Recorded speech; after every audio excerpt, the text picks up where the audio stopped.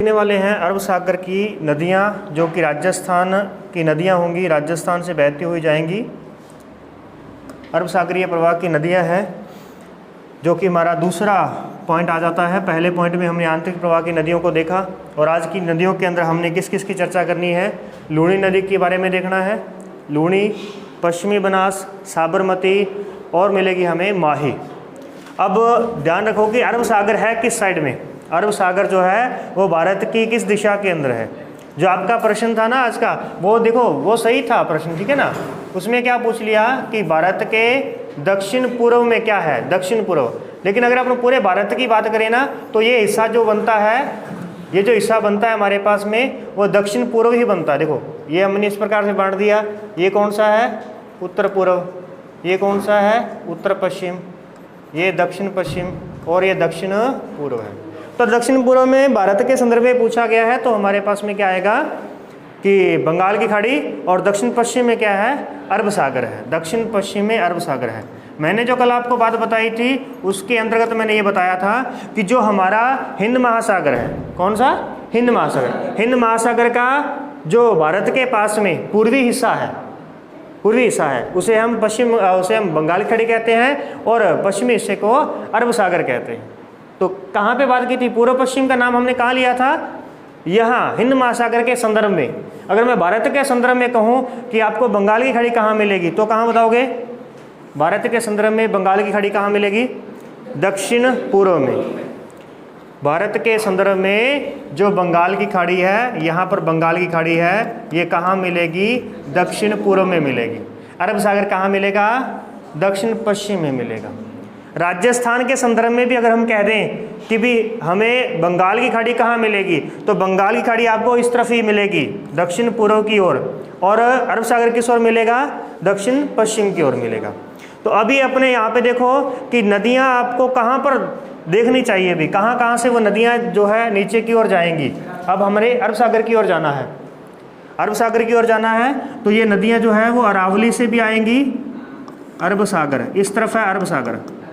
अब अरब सागर का एक क्षेत्र सुन लेना, भी एक स्थान है, ये जो हमारे पास में गुजरात है ना, ये गुजरात, अपन नए पे चलते हैं फिलहाल। एक मिनट देखो, थोड़ा इसको अच्छी तरीके से समझो। पहले तो ये आ गया आपके पास में इंडिया, ठीक है।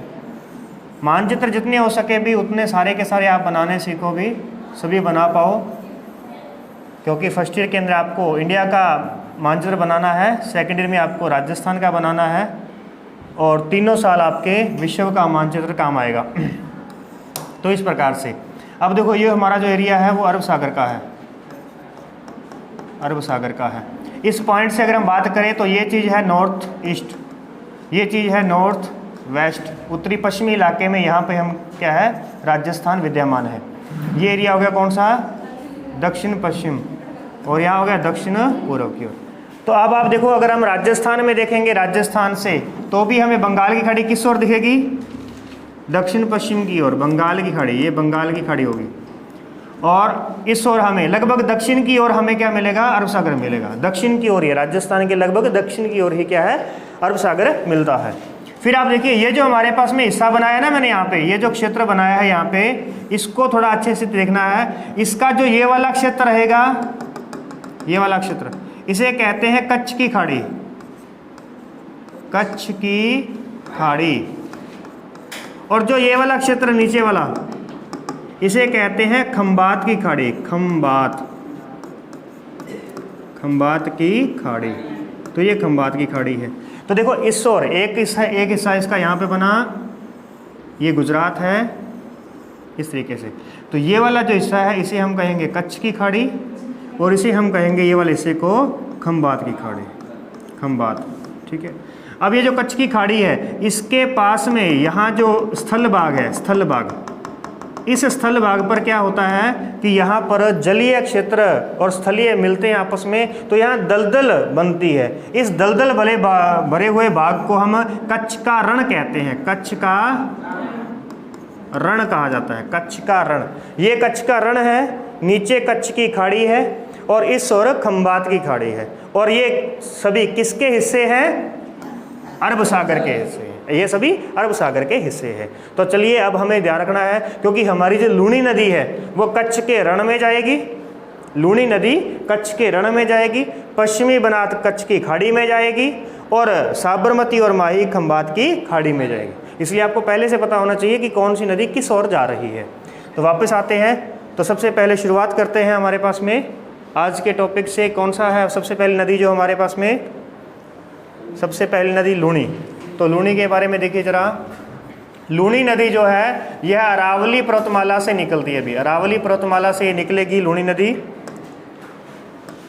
लूणी नदी अरावली पर्वतमाला में कहाँ से निकलती है? तो अजमेर जिले में, अजमेर जिले में नाग पहाड़ी, अजमेर जिले की नाग पहाड़ी में आना सागर झील है, आना सागर झील, यहाँ से निकलेगी। कहाँ जाएगी? नागौर में। नागौर में जाने के बाद में ये जाएगी पाली में, और पाली के बाद में ये जाएगी जोधपुर में। अजमेर, नागौर, पाली, बोलिए जरा भी जल्दी से। अजमेर, नागौर, पाली, जोधपुर, बाड़मेर, जालोर, जोधपुर, बाड़मेर, जालोर, जोधपुर, बाड़मेर, जालोर और कच्छ का रण। ये देखो इस प्रकार से सबसे पहले हमें ये ध्यान रखना है कि ये 6 जिले कौन कौन से 6 जिलों से ये होकर के गुजरती है। पहला 6 जिले याद होने चाहिए, क्योंकि 6 जिलों से गुजरने वाली हमें 3 नदियाँ देखने को मिलेगी। सबसे पहले जिलों के नाम लिख लो आप, नदी का नाम लिख करके ना जिलों के नाम लिखो।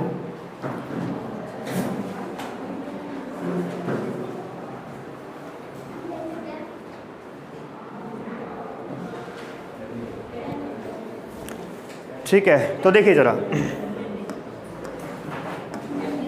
सबसे पहले यहाँ पर हम बात करते हैं, अपन पॉइंट लगा लेते हैं यहाँ पे भी। यहाँ मैं पॉइंट लगा के आपको बताता हूँ। एक हमें पॉइंट लगाना है इसका जोधपुर के अंदर, जोधपुर में पॉइंट लगाना है। उसके बाद में हमें आगे चलेंगे, बाड़मेर के अंदर पॉइंट लगाएंगे, बाड़मेर में भी। सबसे पहले अजमेर, अजमेर के बाद में नागौर, पाली, पाली के बाद में जोधपुर, बाड़मेर और जालोर चले जाएंगे। अभी आप कैसे बनाओगे इस डायग्राम को? तो चलिए यहाँ पे आते हैं। यहाँ पर अब आप ऐसे करो, इस प्रकार से एक कच्चा चित्र बनाइए। ठीक है, आपको जिलों, बस जिले फिलहाल बस खाली याद ही रखने हैं कि वो कौन कौन से जिलों से होकर के गुजरती है। ठीक है, ये तो चलिए अब यहाँ पे आप बना लीजिए, इस प्रकार से बनाइए ऐसे करके, ये हो गई। तो सबसे पहले मैं यहीं पे लिख रहा हूँ, इसी तरीके से आप लिखते रहना। आना सागर झील, आना सागर झील, नाग पहाड़ी, नाग पहाड़ी, और जिला कौन सा? अजमेर। ठीक है, ये देखो जिलों का क्रम कैसे लिखोगे? आपने नाम लिखा लूणी नदी, लूणी, लूणी के आगे लिखोगे आप अजमेर, अजमेर के बाद में नागौर, नागौर के बाद में पाली, पाली के बाद में जोधपुर, जोधपुर के बाद में बाड़मेर, बाड़मेर के बाद में जालोर, जालोर के बाद में गुजरात, और गुजरात में ही क्या आ जाएगा? कच्छ का रण। इस तरीके से ये आपके नोट्स हो जाएंगे। ठीक है ना, ऐसे बनाते हैं। ऐसा नहीं कि भी लूणी नदी पहले अजमेर ज़िले से निकलती है फिर वो नागौर ज़िले में जाती है ना। ये चीज़ें आप बाद में थ्योरी में लिखना, जब आपको वहाँ कहानी बनानी पड़ेगी ना। पहले आपको नॉलेज होनी चाहिए, जब नॉलेज होगी तो कहानी ऑटोमेटिक आप बना सकोगे। अजमेर ज़िले से निकली, अजमेर ज़िले में निकलने के बाद में ये नागौर ज़िले में जाती है। नागौर में इस पर कोई इम्पोर्टेंट नहीं है। नागौर के बाद में पाली जाएंगे, पाली के बाद में जोधपुर जाएंगे। जोधपुर में हमने इस पर एक पॉइंट बनाया था जोधपुर के अंदर। तो देखिए जोधपुर के अंदर यहाँ पर एक स्थान है, जोधपुर में खेजरली खुर्द नामक स्थान है। तो वहाँ उसके आगे ही जसवंत सागर बांध बना हुआ है, जसवंत सागर, जसवंत सागर बांध बना है, जसवंत सागर बांध यहाँ पे बना हुआ है जोधपुर के अंदर। उसके बाद में आगे चलेंगे तो हमने बाड़मेर के अंदर एक पॉइंट लगाया था। तो बाड़मेर का यह स्थान है बालोतरा, बालोतरा। ये जो बाड़मेर का बालोतरा स्थान है, यहाँ तक इस नदी का पानी मीठा रहता है, यहाँ तक इस नदी का पानी मीठा रहता है। उसके बाद में लवणीय क्षेत्र होने के कारण ये नदी जो है वो खारी हो जाती है। इस वजह से इस नदी का एक उपनाम क्या बनेगा? मीठी खारी नदी, मीठी खारी नदी कहा जाता है इसको। एक इसका उपनाम जो है वो रहेगा भी, इसका उपनाम जो है सबसे पहले इसके उद्गम स्थान पर सागरमती, सागरमती। ये कहाँ पे कहते हैं इसको? उद्गम स्थान पर कहा जाता है सागरमती के नाम से। मीठी खारी नदी हो गई। फिर उसके बाद में आप देखेंगे इसका जो तीसरा उपनाम है वो है अंतसलीला। अंतसलीला जो कि कालिदास के द्वारा दिया गया था। कालिदास ने लूणी नदी को किस नाम से संबोधित किया? अंतसलीला के नाम से संबोधित किया, इसको अंतसलीला नाम दिया। ठीक है। उसके बाद में देखिए, अब ये जो क्षेत्र है ना हमारा बाड़मेर वाला, बाड़मेर, जालोर, पाली, सिरोही, ये वाला जो क्षेत्र है, सॉरी बाड़मेर, जालोर, पाली और जोधपुर वाला ये क्षेत्र है ना, यहाँ पे लवणता अधिक है। यहाँ की जो मिट्टी है ना इसमें लवणता अधिक पाई जाती है, फ्लोराइड की मात्रा अधिक पाई जाती है, इसलिए यहाँ का पानी भी जो है वो पीने के लिए खारा है। तो इसलिए यहाँ पर ध्यान रखिएगा, इस नदी को लवणवती भी कहते हैं। लवणवती नदी भी कहा जाता है। ठीक है इसको, और लूवणवती भी कहते हैं। लूवणवती, लूणी नदी, लूणी नदी जो है, नाम जो कैसे पड़ा है? लूणी, लवण से यहाँ पे नाम पड़ गया इसका। लूणी लवणवती नदी है। इसके बाद में इसको मरुआशा कहते हैं। मरुआशा, क्योंकि मरुस्थल के अंदर यह एक आशा है ना, मरुस्थल में आशा है, मरुआशा कहते हैं। मरुआशा इसी के साथ पश्चिमी मरुस्थल का, पश्चिमी राजस्थान की गंगा कहते हैं। पश्चिमी राजस्थान की गंगा कहा जाता है। पश्चिमी राजस्थान की गंगा कहा जाता है इस नदी को। पश्चिमी राजस्थान की गंगा होगी, मरुआशा होगी। ओके, चलिए अब आगे देखते हैं। इसी के साथ कहना चाहेंगे तो अपन इसको मारवाड़ की गंगा भी कह सकते हैं। मारवाड़ की गंगा भी, मारवाड़ की गंगा, ये इसकी उपनाम आ गए हमारे पास में, ये इसकी उपनाम है। इसके बाद में आगे देखते हैं तो बालोतरा तक ये मीठी थी, उसके बाद में खारी हो जाती है। उसके बाद ये बालोतरा के बाद में जालोर जिले में चली जाती है। जालोर के बाद में ये चली जाती है कहाँ पे? गुजरात में। जालोर और गुजरात का जो क्षेत्र है, यहाँ पर इसके बहाव क्षेत्र को रेल या नेड़ा कहते हैं। रेल या नेड़ा किसे कहा जाता है? बहाव क्षेत्र को। बहाव क्षेत्र को रेल या नेड़ा कहते हैं। बहाव क्षेत्र को रेल या नेड़ा कहते हैं।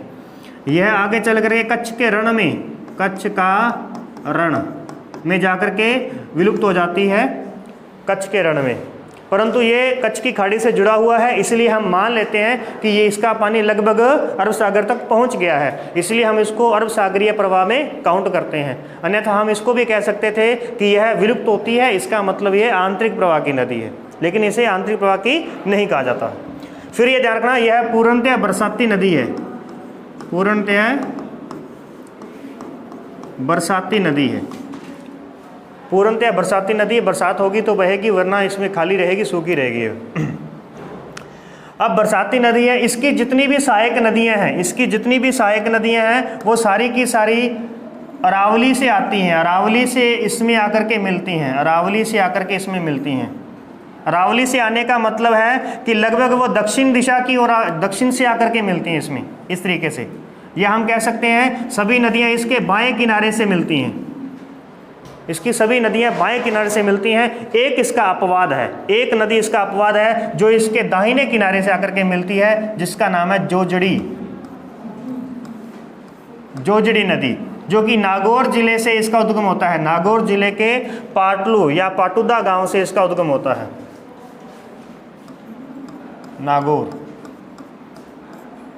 नागौर के पाटलू या पाटुदा से इसका उद्गम होता है।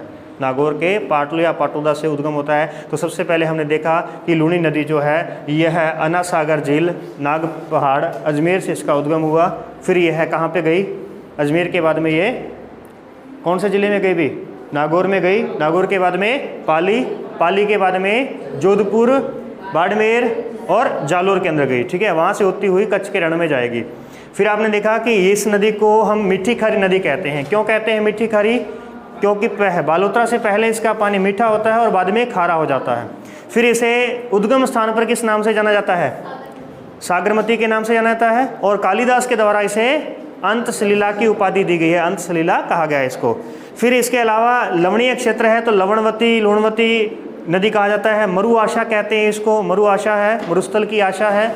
मरुस्थल की गंगा कहेंगे, पश्चिमी मरुस्थल की गंगा कहेंगे, या पश्चिमी राजस्थान की पश्चिमी राजस्थान हो गया, ठीक है। पूर्वी राजस्थान की गंगा कोई और कहलाएगी, दक्षिणी राजस्थान की गंगा कोई और कहलाएगी। जैसे उत्तरी राजस्थान की गंगा जो है गंग नहर को कहते हैं, गंग नहर जो श्रीगंगानगर में मिलेगी अपने को, है ना। तो वो नदी नहरों के समय देखेंगे। फिर आप देखते हैं मारवाड़ की गंगा होगी। अब इसकी सारी नदियाँ जो है इसके बाएँ किनारे से या इसकी दक्षिण ओर से या अरावली की तरफ से आकर के मिलती हैं।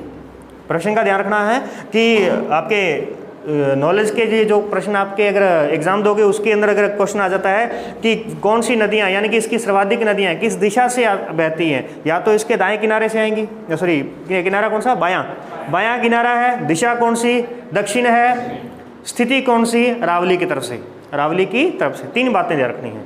जोजड़ी इसका अपवाद रहती है। अब देखते हैं इसकी सहायक नदियां कौन कौन सी है। तो देखिए जरा, सूकड़ी, सगाई, सागी। सूकड़ी की सगाई कर दी, किंग सागे, जवाई सागे, ठीक है, जवाई सागी, है ना। जोजड़ी सूकड़ी की सगाई कर दी, जवाई के सागी, सागी कर दी, उसको खिलाया, मीठा तो होगी मीठड़ी और लीलड़ी, मीठड़ी लीलड़ी, लीलड़ी जोजड़ी, मीठड़ी लीलड़ी जोजड़ी, है ना। खूब प्रकार के पकवान थे, तो इस प्रकार के पकवान ध्यान रख लेना आप। तो उसके बाद में आते हैं आगे, अब रहेगी कौन सी, बांडी, बांडी नदी, बांडी नदी। फिर आगे हमारे पास में एक सरस्वती नाला, सरस्वती, सरस्वती नाला, और एक नदी है इसकी मित्री, मित्री, मित्री भी, ठीक है। तो सूकड़ी, सगाई, सागी, जवाई, लीलड़ी, मीठड़ी, जोजड़ी, बांडी, सरस्वती नाला और मित्री, ठीक है। ये होगी भी इसकी सहायक नदियाँ। अब इसमें से इंपॉर्टेंट नदियों के बारे में देख लेते हैं। किसके बारे में आपने नाम सुना है इनमें से भी, कौन कौन सी नदियाँ, सूकड़ी, सगाई, सागी, कौन सी, नहीं सुना इनके बारे में। सूकड़ी सुनी होगी, सूकड़ी, ठीक है, जो अपने जवाई से पहले आती है। मीठड़ी भी तो सुनी होगी ना, मीठड़ी, मीठड़ी गांव आता है। फिर आपने लीलड़ी तो नहीं सुनी हो सकती, बांडी का नाम सुना होगा, बांडी नदी, ठीक है, बांडी नदी होगी। और एक जवाई नदी इंपॉर्टेंट होगी ना हमारे पास में, जवाई नदी होगी। तो चलिए देखें, सबसे पहले सरस्वती नाले की बात कर लेते हैं। सरस्वती नाला अजमेर में ही है, जो कि पुष्कर की पहाड़ियों से निकलता है। पुष्कर, पुष्कर की पहाड़ियाँ, पुष्कर की पहाड़ियों से सरस्वती नाले का उद्गम होता है, और वो अजमेर में ही सबसे पहले इसमें मिल जाता है आकर के, सरस्वती नाला, पुष्कर की पहाड़ियाँ। और पुष्कर झील को भी अगर आपसे पूछा जाए, पुष्कर झील को कौन जल उपलब्ध करवाता है, पुष्कर झील, तो सरस्वती नाला ही इसको जल उपलब्ध करवाता है। पहली बात हुई, ओके। उसके बाद में देखेंगे आप, उसके बाद में एक नदी आती है सूकड़ी। सूकड़ी नदी जो है ये पाली से निकलती है और जालोर के उत्तरी हिस्से से होती हुई बाड़मेर में जाकर के मिल जाती है, जालोर के बिल्कुल उत्तरी हिस्से से, ठीक है। जब लगभग रोहट से पहले नीचे आकर के, रोहट के बाद में जो आपका कुलथाना वगैरह कुछ आता ना, उस क्षेत्र में आकर के ना, और वहीं पर इसकी सहायक नदी, सूकड़ी की ही सहायक नदी जो है वो लीलड़ी है। सूकड़ी की ही सहायक नदी जो है वो लीलड़ी है। तो ये हो गई हमारे पास में। फिर हमें जो इम्पोर्टेंट देखनी है, उसके बाद में आएगी मीठड़ी, मीठड़ी के बाद में आती है जवाई। जवाई के बारे में देख लीजिए, जवाई नदी, जवाई नदी का जो उद्गम है, जवाई पाली की बाली तहसील से भी, पाली की बाली तहसील के गोरिया गांव से इसका उद्गम होता है। पाली की बाली तहसील के गोरिया गांव से, गोरिया गांव से इसका उद्गम होता है। और उद्गम स्थान के लगभग 10 से 15 किलोमीटर बाद इस पर एक बांध बनाया गया है अभी सुमेरपुर के अंदर। कौन सा है? जवाई बांध बना है, ठीक है। जवाई बांध पाली जिले के सुमेरपुर में स्थित है। अभी पाली जिले के सुमेरपुर में स्थित है। सुमेरपुर से कितना दूर है? लगभग 10 किलोमीटर दूर है। अभी सुमेरपुर से 10 किलोमीटर आगे है, ठीक है। और उससे 10-15 किलोमीटर आगे जो है इसका उद्गम स्थान आता है। सुमेरपुर में बना है जवाई बांध। ये जो जवाई बांध है ये मारवाड़ का सबसे बड़ा बांध है, इसीलिए इसको मारवाड़ का अमृत सरोवर कहा जाता है। अभी जवाई बांध, जवाई बांध जो है इसे मारवाड़ का अमृत सरोवर कहते हैं। तो ध्यान रखिएगा, मारवाड़ का अमृत सरोवर किसे कहते हैं? मारवाड़ का अमृत सरोवर किसे कहा जाता है अभी? जवाई बांध को कहा जाता है, जवाई बांध, जवाई बांध। ठीक है, तो अभी जवाई बांध के अंदर कितना पानी है? लगभग 55 या 51 पहुंचा, अभी तक 51 फीट के आसपास पहुंचा है, लेकिन 60 फीट पहुंचते ही उसके फाटक ओपन होंगे, तो अभी तक उसके फाटक जो है खुले नहीं हैं। ठीक है, तो इसका मतलब आगे की जो जवाई नदी है वो अभी तक सूखी पड़ी है। फिर इसके बाद यह जवाई नदी जो है ये आहोर तहसील के पास में से होती हुई जालोर से होते हुए, जालोर जो है जवाई नदी के किनारे पर माना जाता है जालोर को। ठीक है, क्योंकि जालोर के जस्ट साथ में से गुजरती है और जिला है इसलिए उसको जिले का नाम ध्यान रखना होता है, तहसीलों का नाम नहीं ध्यान रखते अपन। तो जालोर जिला जो है जवाई नदी पर है और फिर यहाँ से होती हुई है बालोतरा के निकट भी। बालोतरा से पहले समदड़ी आता है भी एक स्थान बाड़मेर में। कौन सा स्थान है? समदड़ी। नाम सुना है समदड़ी का? समदड़ी में जाकर के मिल जाती है समदड़ी। समदड़ी के निकट ये है लूणी में जाकर के मिल जाती है भी। ठीक है, फिर उसके बाद में एक प्रश्न ध्यान रखना है कि यदि पुष्कर की पहाड़ियों में तेज बरसात होती है तो बाढ़ का प्रकोप कहाँ देखा जाता है? पुष्कर की पहाड़ियों में अधिक बरसात होने पर बाढ़ का प्रकोप कहाँ देखा जाता है? तो कहाँ देखा जाएगा? बालोतरा में। बालोतरा में बाढ़ आ सकती है, बालोतरा में बाढ़ आ सकती है। कैसे बालोतरा में बाढ़ क्यों आएगी भी? क्योंकि यह लूणी नदी के पार से भी नीचे बसा हुआ है। जैसे हमने बताया था कि यदि हिमालय के अंदर सर्वाधिक बरसात, अधिक बरसात होती है तो गग्गर के किस क्षेत्र में बाढ़ आने की संभावना रहती है? हनुमानगढ़ जंक्शन में रहती है। सेम उसी तरीके से बालोतरा में भी बाढ़ आने की संभावना रहती है। उसके बाद में आगे चलेंगे तो बाकी इसकी नदियाँ जो है, जोजड़ी के बारे में हमने देख लिया, जोजड़ी होगी। और बाकी इसकी नदियाँ हैं मिठड़ी, ये मित्री जो नदी है ना, मित्री नदी, ये भी पाली से निकल करके ना बताया जाता है कि जालोर का जो आहोर तहसील का मैदान है, आहोर तहसील के दक्षिण में जो मैदान है यहाँ पर पहले आकर के वो विलुप्त हो जाती है, लेकिन उसके बाद फिर ये आगे बाड़मेर में भी चली जाती है।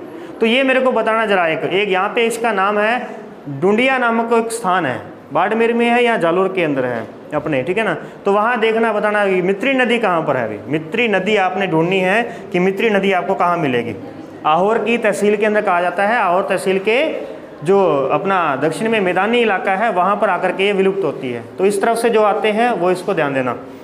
चलिए जरा, ये इसकी सहायक नदियाँ हो गई हैं। इसके अलावा इसकी कुछ विशेषता की बात कर लेते हैं। तो सबसे पहले तो देख लीजिए इसकी लंबाई 330 किलोमीटर और 495 किलोमीटर। क्या मतलब हुआ अभी? 330 किलोमीटर और 495, यानी 303 जो है वो राजस्थान के अंदर है और 495 इसकी कुल लंबाई है। तो नेक्स्ट अगर देखें तो इसको, ये जो नदी है ना, ये अधिक वर्षा से कम वर्षा वाले क्षेत्र की ओर बहती है। अब इसकी विशेषता लिख रहा हूँ मैं, 2-3 विशेषता ध्यान रखना। अधिक वर्षा से कम वर्षा की ओर बहती है, कम वर्षा की ओर बहने वाली नदी है, पहला पॉइंट हो गया। दूसरा, यह अरावली के समांतर, यह अरावली के समांतर बहती है भी, समांतर बहने वाली नदी है, अरावली के समांतर बहने वाली नदी है। क्योंकि अरावली कैसे जाती है? उत्तर पूर्व से दक्षिण पश्चिम की ओर, और ऐसे ही उत्तर पूर्व से दक्षिण पश्चिम की ओर ये नदी जा रही है, इसीलिए इसको अरावली के समांतर कहा जाता है। अधिक वर्षा से कम वर्षा वाले क्षेत्र की ओर कहा जाता है। और फिर इसकी जो विशेषता थी वो यही है कि यह मरुस्थल की गंगा इसे कहा जाता है, मरुस्थल की गंगा इसे कहा जाता है। तो 3 बातें यहाँ पे आपने ध्यान रखनी है। ठीक है, ये हो गया। और जालोर व गुजरात का जो क्षेत्र है वहाँ पे इसको रेल या नेड़ा कहा जाता है, रेल या नेड़ा कहते हैं।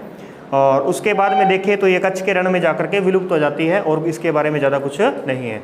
चलिए नेक्स्ट आगे देखते हैं। दूसरी नदी का नाम बताइए जल्दी से। दूसरी नदी जो है हमारे पास में वो है साबरमती भी नहीं, पहले कौन सी आएगी? पश्चिमी बनास आएगी, ध्यान रखना, पश्चिमी बनास। पश्चिमी बनास ये कहाँ जाएगी? सिरोही से निकल करके खाड़ी में जाएगी। कौन सी खाड़ी? कच्छ की खाड़ी में जाएगी। ठीक है, कहाँ से? सिरोही से निकलेगी। तो सिरोही का कौन सा स्थान है? सिरोही का स्थान देखिए, इसमें ज़्यादा कुछ नहीं है क्योंकि ये अपने सिर्फ एक ही ज़िले से निकल करके जाती है। तो इसके लिए आपको सिर्फ इतना ध्यान रखना है कि नाम इसका क्या है, पश्चिमी बनास है, और स्थान है नया सानबरा।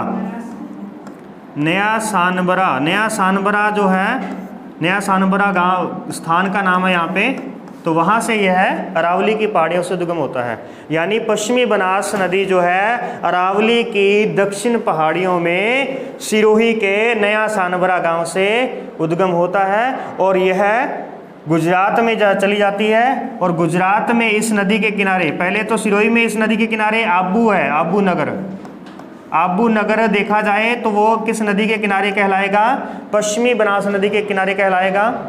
और गुजरात के अंदर डीसा शहर है, डीसा शहर, डीसा शहर जो है वो पश्चिमी बनास नदी पर है। तो क्या क्या देखा पश्चिमी बनास पर, सबसे पहले नया सानबरा से इसका उद्गम हुआ, आबू नगर है, उसके बाद ये गुजरात में चली गई, डीसा शहर है, और उसके बाद ये कच्छ की खाड़ी में चली गई। तो इसके बारे में इतना ही है, ज़्यादा नहीं है। आपके लिए जो इम्पोर्टेंट रहेगी वो लूणी और माही, ये दो नदियाँ इम्पोर्टेंट है। चलिए नेक्स्ट आगे चलते हैं साबरमती पर। साबरमती नदी, इसका जो उद्गम है ये उदयपुर जिले में, उदयपुर जिले में ये उद्गम होगा। इसका कहाँ से भी, अरावली की दक्षिणी पहाड़ियाँ यानी गोगुंदा के पास से, गोगुंदा से इसका उद्गम होता है। अरावली की दक्षिण पहाड़ियाँ गोगुंदा, गोगुंदा से उद्गम होगा। और यहाँ पर इसके बारे में कुछ भी नहीं है। अरावली यहाँ पे उदयपुर के अंदर, फिर नीचे चलेंगे तो यहाँ साबरमती का यहाँ पे आप देखने को मिलेगा आपको क्या क्या भी। सबसे पहले तो यहाँ पर आश्रम है भी, कौन सा, साबरमती आश्रम है, साबरमती आश्रम है गुजरात में। फिर उसके बाद में दूसरे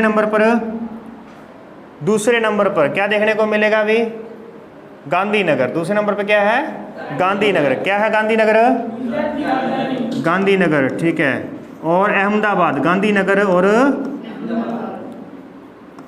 गांधीनगर, और फिर आएगा अहमदाबाद, अहमदाबाद। और उसके बाद में ये जो नदी है ये चली जाएगी खंबात की खाड़ी में, खंबात, खंबात की खाड़ी। तो इसके बारे में भी ज़्यादा कुछ नहीं हुआ। हाँ, इसका एक पॉइंट अपने को ध्यान रखना है कि साबरमती नदी का जो है, साबरमती नदी का जो जल है ये उदयपुर की झीलों में ले जाया जा रहा है, जिसके लिए देवास सुरंग बनाई जा रही है अभी, सॉरी देवास सुरंग बनाई गई है, यानी बना दी गई है। ठीक है, ये नोट लगे, ध्यान रख लेना नोट। साबरमती नदी का जल उदयपुर की झीलों में डालने के लिए देवास सुरंग में खुदाई की गई है, देवास सुरंग की खुदाई की गई है, खुदाई की गई है। यह 2011 में, अगस्त 2011 में ये बनकर के तैयार हो गई, अगस्त 2011 में बनकर के तैयार होगी। और इसकी लंबाई 11.5 किलोमीटर है।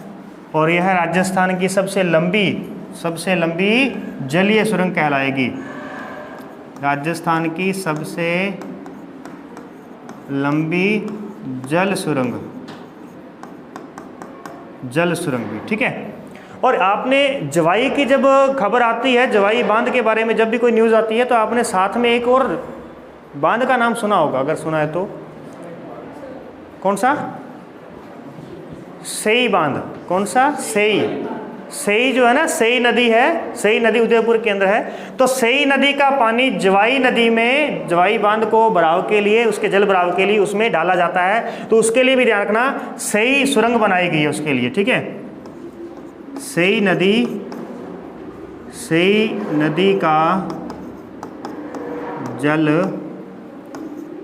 जवाई बांध में डालने के लिए सेई परियोजना यानी सेई सुरंग बनाई गई थी। और सेई सुरंग जो है यह राजस्थान की पहली सुरंग थी, भी पहली जल सुरंग थी। राजस्थान की पहली जल सुरंग की बात करें तो सेई है,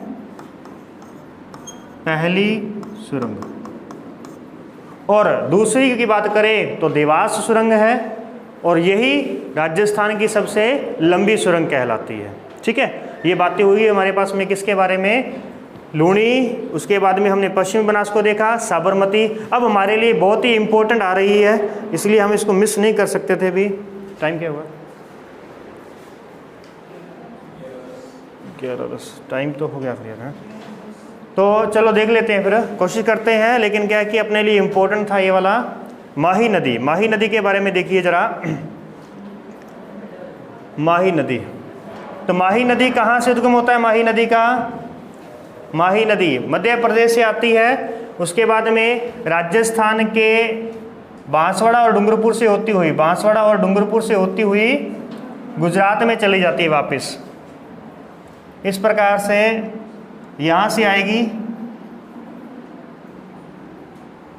ऐसे जाएगी नीचे। ठीक है, और ये कहाँ पे चलेगी? खंबात की खाड़ी, खंबात की खाड़ी। और आई कहाँ से है? तो देखिए मध्य प्रदेश के धार जिला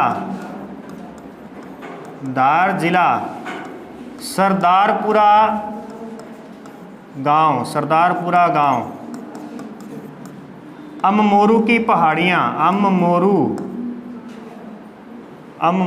पहाड़ियाँ और मेहंद झील, अममोरू की पहाड़ियाँ और मेहंद झील। तो क्या समझे? सबसे पहले यह नदी मेहंद झील से, जो कि अममोरू की पहाड़ियों पर स्थित है, वह सरदारपुरा गांव में है और वो धार जिले में आता है। और धार जिला किसका है? मध्य प्रदेश का। यानी मध्य प्रदेश के धार जिले की सरदारपुर गांव में अममोरू की पहाड़ियों के मेहंद झील से इस नदी का उद्गम होता है। यह नदी दक्षिण से प्रवेश करके पुनः दक्षिण में जाने वाली राजस्थान की एकमात्र नदी है। ठीक है, पुनः दक्षिण में जाने वाली एकमात्र नदी है। यह उल्टे यू के आकार की नदी है, उल्टा यू का आकार। ठीक है, उल्टे यू आकार की नदी है, यानी दक्षिण से आई वापस दक्षिण में गई, और यहीं से गुजरती है कर्क रेखा। कर्क रेखा कहाँ से गुजरती है अभी? कर्क रेखा डूंगरपुर और बांसवाड़ा से गुजरती है। तो यदि कर्क रेखा इसको काट जाए तो फिर इसका जो आकृति है वो कैसी बन जाएगी? ए आकार की बन जाती है। ठीक है, ये बातें अब आपने लाइनें आपने खुद बनानी है। ठीक है ना, कि पहले आप क्या कहोगे कि दक्षिण से आकर के पुनः दक्षिण में जाने वाली एकमात्र नदी है। इस प्रकार से यह उल्टे यू की आकृति बनाती है, और जब कर्क रेखा इसको काटती है तो यह ए के जैसी प्रतीत होती है। ठीक है, इस प्रकार से ये लाइनें आपने लिखनी होती हैं। ओके, मध्य प्रदेश में कुछ नहीं देखेंगे। अब हम देखेंगे कि राजस्थान में ये कहाँ से एंटर कर रही है, क्योंकि ये दूसरे स्टेट से आ रही है, इसीलिए हम देखेंगे राजस्थान में ये कहाँ से एंटर करेगी। तो खांदू गांव से एंटर करती है राजस्थान के अंदर, खांदू गांव से एंटर करेगी। उसके बाद आप देखेंगे कि यह पहले तो कोशिश करती है प्रतापगढ़ और बांसवाड़ा की सीमा पर जाने की, फिर उसके बाद में यह डूंगरपुर और बांसवाड़ा की सीमा पर जाती है। यानी पहले प्रतापगढ़ और बांसवाड़ा की सीमा बनाएगी और फिर यह डूंगरपुर और बांसवाड़ा की सीमा बनाएगी। ये जो क्षेत्र है ना, हमारा दक्षिण वाला जो क्षेत्र है, इसे वागड़ कहते हैं। वागड़, ये वागड़ क्षेत्र है, इसीलिए इसको वागड़ की गंगा कहा जाएगा। ये जो हमारा दक्षिण वाला क्षेत्र है, ये आदिवासी क्षेत्र है, आदिवासी, इसलिए इसको क्या कहेंगे? आदिवासियों की गंगा कहेंगे। फिर यह जो क्षेत्र है नीचे वाला, जो प्रतापगढ़ वाला क्षेत्र था, उसे कांठल कहते हैं। कांठल का मैदान यहाँ पर स्थित है। छप्पन का मैदान, इसलिए अगर आपसे कह दे कि कांठल की गंगा, दक्षिण राजस्थान की गंगा, आदिवासियों की गंगा और वागड़ की गंगा, ये चार नाम गंगा के हैं इसके। ठीक है, गंगा के रूप में इसके नाम हैं। मैदानों की बात करें तो कांठल का मैदान प्रतापगढ़ और बांसवाड़ा। ठीक है, और अगर बात करें छप्पन के मैदान की तो बांसवाड़ा और डूंगरपुर, बांसवाड़ा और डूंगरपुर। इसी के साथ इस क्षेत्र को मेवल प्रदेश भी कहा जाता है, मेवल प्रदेश। तो मेवल की गंगा। और कौन सा रह गया? दक्षिण राजस्थान, दक्षिण राजस्थान की गंगा। इसकी दो मुख्य सहायक नदियां हैं, इसकी दो मुख्य सहायक नदियां हैं, एक जाखम है और एक सोम है भी। जाखम और सोम दो इसकी सहायक नदियां हैं। ये इसकी विशेषताएं होगी। जाखम, जाखम नदी प्रतापगढ़ से निकलती है और उदयपुर से होती हुई डूंगरपुर में आकर मिलती है। और सोम नदी उदयपुर से निकलती है और ऐसे आकर के डूंगरपुर में माही नदी से मिल जाती है। ठीक है, एक नदी प्रतापगढ़ से आ रही है और एक नदी जो है हमारे पास में उदयपुर से आ रही है। जो उदयपुर से नदी आती है उसे सोम कहते हैं, सोम नदी। सोम नदी, सोम नदी पर उदयपुर के अंदर ही सोम का गदर बांध बना हुआ है, सोम का गदर, सोम का गदर बांध बना हुआ है। और सोम नदी का उद्गम जो है ये फुलवारी की नाल से होता है, फुलवारी की नाल, फुलवारी की नाल से इसका उद्गम होता है। और फुलवारी की नाल से एक नहीं, दो नहीं, कितनी? 3 नदियों का उद्गम होता है भी। कौन कौन सी 3 नदियां थी वो? सोम, मानसी, वाकल। कौन कौन सी भी? सोम, मानसी और वाकल। इन 3 नदियों का उद्गम होता है यहाँ से। फुलवारी के नाम से दर्रा है, फुलवारी के नाम से जो है यहाँ पे अभयारण्य है, और फुलवारी के नाल से ही यहाँ पे उद्गम स्थान है। फुलवारी की नाल जो है यहाँ पर 3 नाम से प्रसिद्ध है। एक तो ये उद्गम स्थान के रूप में किनका? सोम, मानसी, वाकल का। एक यह अभयारण्य के रूप में जो उदयपुर में मिलेगा हमें, और एक यहाँ पर दर्रा है। ठीक है, दर्रा जो तंग रास्ते होते हैं जिनके बीच में से निकलना मुश्किल होता है, वो होते हैं पहाड़ियों के बीच का क्षेत्र। तो इस प्रकार से यहाँ पर हुआ सोम नदी। इस तरफ यदि हम बात करें तो जाखम नदी आती है, इस तरफ नदी आती है जाखम, जाखम नदी। जाखम नदी का जो उद्गम है ये भंवर माता पहाड़ी, भंवर माता पहाड़ी, छोटी सादड़ी, छोटी सादड़ी। ये जो छोटी सादड़ी है ना, ये प्रतापगढ़ की एक तहसील है और प्रतापगढ़ की 5 तहसीलें हैं, जिनमें से 3 तहसीलें चित्तौड़गढ़ से लेकर के उसको अलग जिले का दर्जा दिया गया है ना। प्रतापगढ़ सबसे नवीन जिला है हमारा, और उसमें छोटी सादड़ी जो तहसील है वो चित्तौड़गढ़ से ली गई है। प्रतापगढ़, पै से प्रतापगढ़ है, पै से 5 तहसीलें हैं। ठीक है इसकी, ओके। उसके बाद देखिए प्रतापगढ़ में ही इस नदी पर आपको जाखम बांध मिलेगा, जाखम बांध। जाखम बांध प्रतापगढ़ में है और किस नदी पर है? जाखम नदी पर ही स्थित है। यानी जाखम नदी पर जाखम बांध, सोम नदी पर सोम का गदर बांध, तो फिर माही नदी पर माही बजाज सागर बांध। कौन सा भी? माही बजाज सागर बांध आएगा। ठीक है, माही बजाज सागर बांध, माही बजाज सागर बांध कहाँ पर है?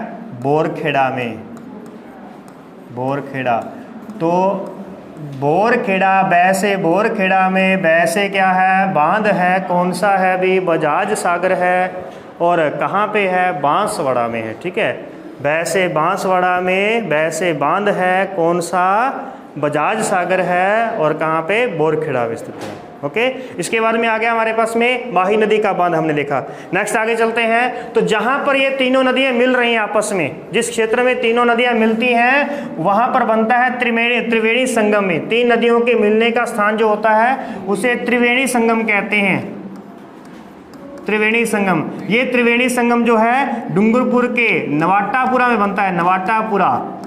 और वर्तमान में इसका नाम वेणेश्वर धाम है, ध्यान रखना, वेणेश्वर धाम, वेणेश्वर धाम। इसका पुराना नाम नवाटापुरा है, जहां इनका तीनों का मिलन होता है।